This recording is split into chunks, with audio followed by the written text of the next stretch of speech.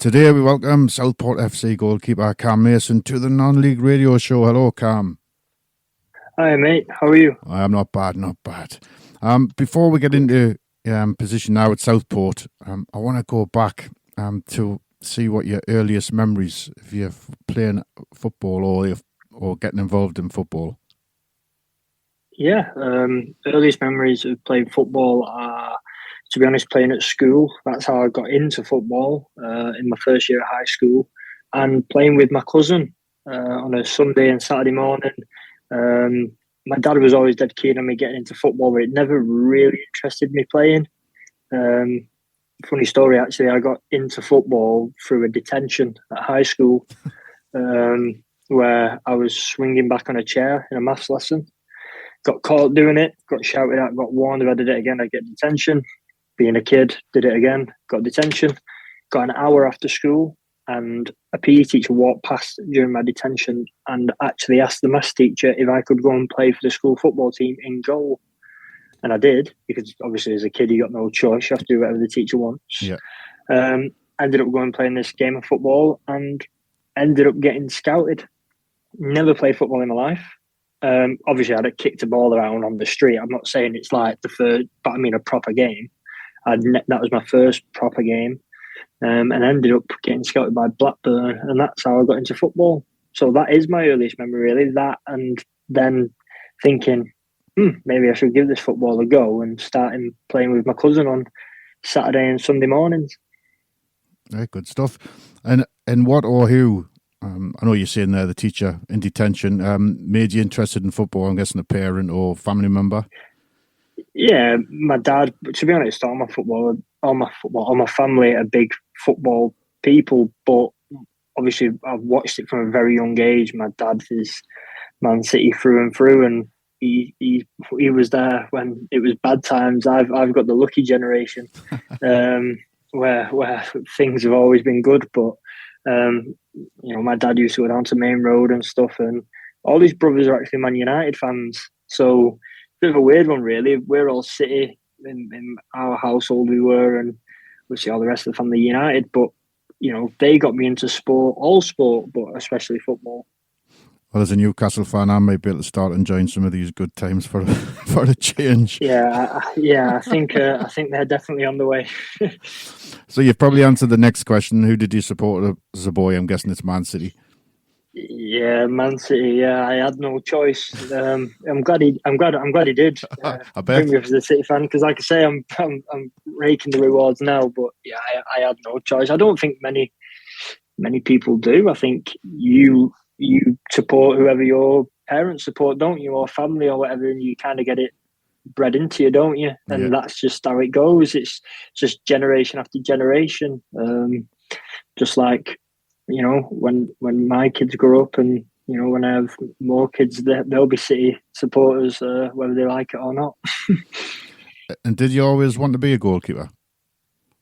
No, I never had any intention of playing in goal. Never thought about it. Never wanted to. My dad and obviously a few of my uncles on my dad's side played football, and they were all, well, my dad was a striker. To be honest, around where we live, you decent Saturday morning level. My dad was. If you went into their house and looked downstairs, my dad's got trophy after trophy. I'm talking 4 cabinets of trophies, top goal scorer this, top goal scorer that. He always winds me up, even to this day, saying, "Oh, if I was back in my day and using goal, I'd score 70 a season." Just having a laugh with me. And I think that I wanted to be like my dad. I wanted to be a centre forward if I ever got into football. Obviously, it turned out to be a complete bizarre way to get into football. And I think it took my dad a while to get over the fact that his son wasn't going to be like him. His son was going to be the one who stopped him from scoring. But yeah, never had an interest in goalkeeping. If I wanted to play football, I played out with my mates. I never wanted to go in goal. It was just the crazy way it happened, and just stuck with it. So now you're a goalkeeper. What do you like most about playing in that position? I love ruining people's Saturdays. That that sounds ridiculous, but I just love. There's no better feeling coming off a pitch. For me, this is for me. Obviously, everyone's different, of course. There's no better feeling coming off a pitch where even if you do nothing, absolutely nothing, but no one scored past you, you can go home. You can think clean sheet, happy days. I've done my bit for the team. Just like a striker, isn't it? Yes. Your striker scores 2 goals. He can go home, and if you win 2-0, you can go home and he can say, I've done my bit for the team today. I've done my job. I think that's what it is for me. Um, I just get that buzz out of just being that person who stops you from scoring. If that makes sense, being that last line of defence, that one who everybody wants to score past as such. I just love it, and some weeks it doesn't go that way, and you have to take the highs with the lows, but definitely enjoy the highs while you can, because as keepers you can only, I always say to myself, you can only do what comes your way, if that makes sense. At most other positions in football you can dictate the game. Really, in the goalkeeper position you can't. It's not like you can slow the tempo of the game down, you can do things like that, but really you can only do what you're asked to do, and that's what I enjoy most, just doing what I'm asked to do, and like I say, in a brutal way, ruining strikers' Saturdays. And you must, I didn't put this question in, but I'm guessing being a goalkeeper, you must get the most stick on the team from away fans, being that close to them for that long. You must get some bright proper stick. Oh, I've had some horrendous stories. Horrendous. I've had a lot of things. I can just pops in my head instantly. Last year we played Kettering away on a Tuesday night. It was hostile, to say the least. I don't mind getting stick. This is going to sound ridiculous. I actually find it quite funny.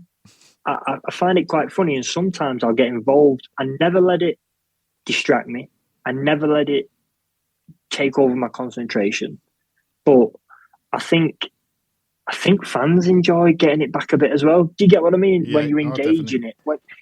Yeah, and they'll give it, we're in your head and all that sometimes, and some will think they've won, but I think I've gained a little bit of respect over the years at my level, where fans say, "Oh, he's a good lad," and because I give it back. Yeah. I don't stand there and take the rubbish they give me. But we played Kettering away on a Tuesday night last year, and it was very hostile.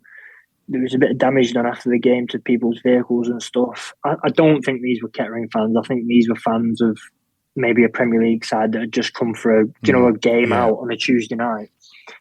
And I remember in the second half, I was behind their fans' goal, and I was getting the usual stick. I can put up with that. There was one particular bloke who was just taking it that step too far. And when you don't get involved with them people, because you they're the sort of people that sounds ridiculous, but at our level, they will wait for you in a car park and damage your vehicle. So I didn't get involved with that, because I drove down and I had my car and I had family with me, and I didn't want to put anybody in a predicament.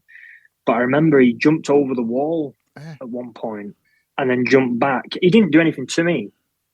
And I remember thinking, what is he doing? Anyway, what had happened was he'd actually decided to urinate in my water bottle, hoping that I would have a sip of my water bottle. Luckily for me, I could smell it before I bothered to pick it up. But that's one extreme. But like you say, you do get the most stick. But I think I've played a few games now at this level and things like that. I think I've gained more respect from away fans than anything else, because I concentrate on my football. I'm a down-to-earth lad. I don't get carried away. And, I like to get engaged with the fans. At the end of the day, it's what people look forward to on a Saturday, isn't it? Like you say, you've just been a Newcastle fan. Say you went going watching Newcastle every week. Your week, during the week, all you're looking forward to is going watching Newcastle on the Saturday, aren't you? Definitely, yeah.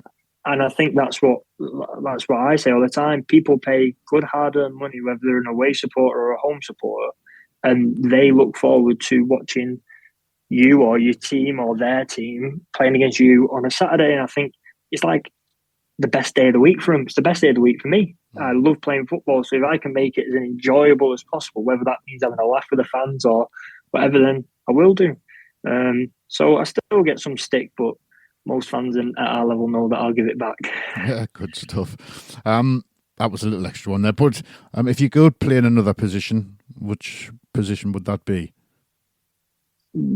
I think most keepers would say striker, but I'd play at centre half. I'd play. I would. I'd play at centre back because I'd enjoy tackling people, the defensive side of the game. Do you know what I mean? And then the odd adventure up for a corner. I'd enjoy that.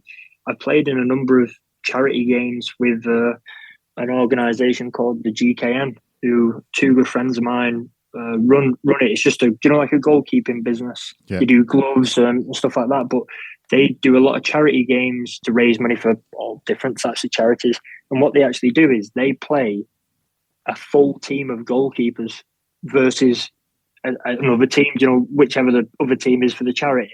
Yeah. And I've played at centre back in every game for that, and I absolutely love it. I love it. It's like... No, I was going to say, is this Ollie? Because I'm interviewing Ollie as after you. It is Ollie. Ollie's, weirdly enough, we just spoke on the phone half an hour ago about gloves. I've known Ollie a number of years. He's a fantastic lad. I've got a lot of time for him. I've got a lot of time for CK, who he runs the business with. Yeah. What he's got going at the GKN is something brilliant where you can... Goalkeepers are one of them things. We're in a team, but we're a team in a team, if that makes sense. Mm-hmm. We have our own little department where everyone's fighting for one shirt, but we're the best of friends. And it's a strange environment to be in because you wouldn't expect that, but that's what it is. And the GKN has brought goalkeepers from all over the country, even different countries, into one WhatsApp group and messages and different training days when Ollie and CK put it on. And you meet people from all different skill levels, all over. I'm lucky enough that, Ollie provides me with gloves and, I can, put his business out there in as many ways as I can. And, he's been a good friend of mine for many of years. We've known each other since probably going up to maybe 15 years now. And, there's goalkeepers up your way. Shane Bland, who plays for Whitby, Tommy Taylor, who plays for Darlington, who's in the group. You don't necessarily have to wear his brand and you don't have to wear the gloves, etc. It's just that little bit of a goalkeeper network that, brings people together, and he's got a great little thing going, and he should be very proud of what he's got started. Yeah, well, I interviewed Shane last week. Shane was cracking interview as well. And obviously I'm interviewing Ollie after you. So and there's a goalkeeper show this week, so that's the whole reason I was trying to get all these interviews. I mean, the next question I was going to ask is about your first club, but you mentioned that earlier, AFC Oldham. But I was wondering when you signed your first contract in football. Yeah, so obviously I ended up signing for Blackburn and went to City and things like that as a, like in the juniors, like you're under 14s and stuff, and you sign 1 year deals, but I don't really look at them. I look at my first one as my scholarship when I was 16. Getting that 2 year scholarship was sacrificed a lot for, so that's the one I always look at and remember.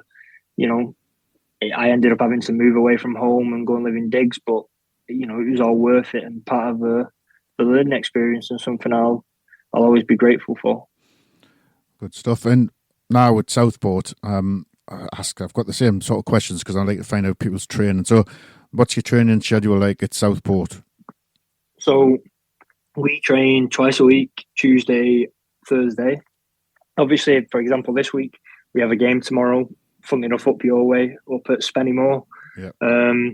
So obviously we'll play tomorrow, we'll train Thursday, which probably be short, sharp, and then go again the Saturday for the game. But I try and get in some sessions where I can with a goalie coach I know from Warrington, just to try and keep me ticking over.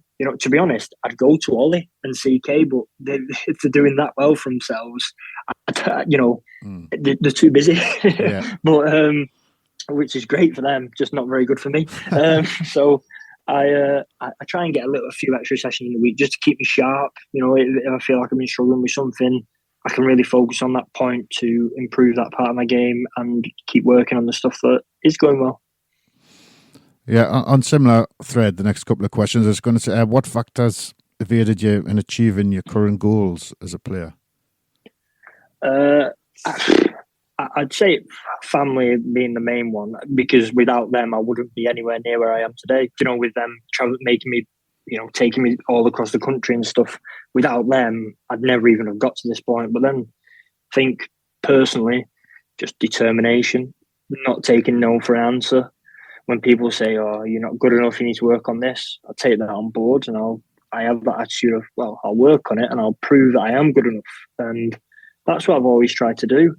I've always, I think, staying grounded as well, not getting too carried away, not getting too excited, when things are going well, just staying level headed and just staying focused on my game. And that's probably what's got me to where I am.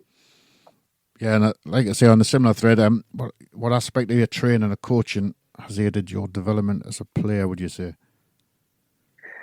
I call myself a bit of a sponge. I absorb all information I can, and then I'll keep things that help me improve. So I've had some unbelievable coaches over the years, goalkeeper coaches especially, Eric Nixon, Mark Crossley, just to name two. And they have different techniques and coaching, ways. And I just take all the information in from all coaches, whether it be outfield coaches, goalie coaches, and use what's best for me and what improves my game the most and keep them on board. I'd say that really, being a bit of a sponge and, taking everything in. Good stuff. And have you got a sporting hero or someone you've looked up to as a goalkeeper or in another sport even? To be honest, football-wise, I've got a couple, to be honest. Buffon is one of the main ones, I think. My dad, when I first got into goalkeeping, my dad used to talk about Buffon a lot, being, one of the world's best. And I used to watch videos of him all the time. He's still playing now. It's unbelievable. Mm-hmm. But then in my generation, where, when I grew up watching, Manuel Neuer was another one. And to be honest, that's what type of keeper I am. I love playing with my feet. Like, I love passing the ball and stuff like that. And, that's probably who I'd try and base my game around. So I'd definitely say them two. To be honest, yeah, I'd say them two are the main two. Good stuff. And what's the most important thing to you as a football player? Most important thing to me as a football player is making my family proud. That's a main one. But I'd say, away from that, obviously, you always want to make your loved ones proud, but just give it 110%. I think fans, I touched on it before, pay the hard-earned money to come watch you on a Saturday. If they see you giving 75%, they're not going to enjoy you being in that starting 11. So you can give 110%, no matter what the score is, no matter what the outcome is. You give everything and you've left everything on that pitch. That's the most important thing for me, because that means people from the outside looking in know you're giving everything you can possibly give for your team, for your teammates, and for yourself. To win that football game. I'll mix the next two together. I was going to say, apart from your football, what do you do for fun, and do you play any other sports? I play cricket in off season. I play for one of the village teams near where I live. I've done that for the last few years. Coincidentally, wicket keep. That's just comes hand in hand. And I really enjoy it, actually, and it keeps my eye in. Like during the off season, keeps me sharp and keeps me fit. I enjoy playing golf. Been a few times with a few of the keepers at Southport and a few other coaches. But yeah, I play all sorts of sports. To be honest, I've played mixed netball, basketball, anything. If you asked me to come play a sport that I'd never played before next week, I'd agree to it, because that's just type of person I am. Any sport, I just love having a go at. I think that's the competitiveness in me. Yeah, good stuff. And I'm going to ask this to all the goalkeepers, because some haven't.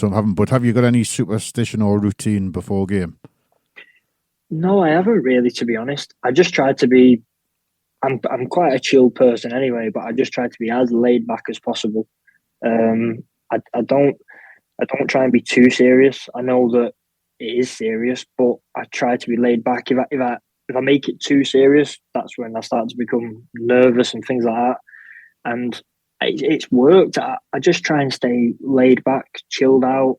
Not where I'm falling asleep. I don't mean like that. Just focused on the game, but just comfortable in myself. That's my only thing. I don't put one shin pad on before the other. None of that. Don't think about that. I just get dressed and just get ready to go. Yeah. And I was going to say I'll give you the option of managers. Yeah, who is the best manager or managers you've worked with so far in your career? The two that I pick out, to be honest, the manager at Southport now, Liam Watson, is a really, really good manager. He's a really people's person, if that makes sense. And I've had a few issues away from football, with work and a few other things, getting in the way because it's what it is. And he's been absolutely brilliant with me. So he's definitely up there. But I reckon I've not worked with Liam for that long, but the other two are Paul Cook, who was at Chesterfield when I was there. Funnily enough, he's now back at Chesterfield. He was somebody who brought me out of my shell, made me a better person and a better footballer. And, I owe him a lot, even though to him, he probably thinks he did nothing for me. He actually did a lot. And the other one is Mark Bradshaw, who was at Curzon Ashton, who I had. So when I first went, I was in the reserves at first. He was the manager, and then I always worked with him every year. I was there for the whole 7 years, whether it be him in the reserves, me in the reserves, or he was first team coach. He'd been first team manager. He was a fantastic coach. He put on some unbelievable sessions. I think he's got every coaching badge you can get. Maybe just one he's missing. So he's really high up in the coaching thing. And again, made me a better person, and definitely made me a better footballer. And can't thank him enough. He's someone I do owe a lot to. Great stuff. And have you got a best and worst moment in playing football?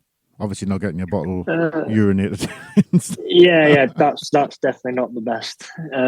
It's up there with the worst, though.